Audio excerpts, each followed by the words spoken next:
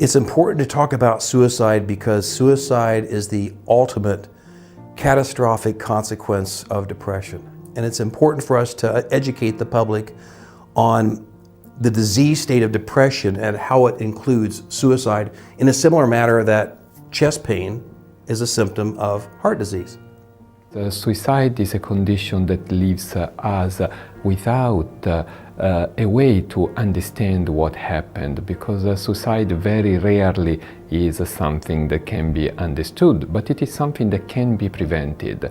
There are many patients that attempt suicide just because some of us didn't do all what he or she could do. It's not just mental health professional, it's also people around them. And talking about suicide is a way to understand what the determinants of suicide are, and is a way to put in place all what can be done to prevent suicide.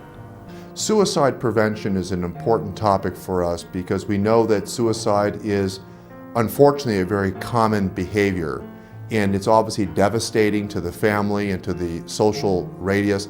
It also has significant implications to our society. There are clearly risks around suicide that relate to mental illness. For example, depression is the most common disorder in people who commit suicide.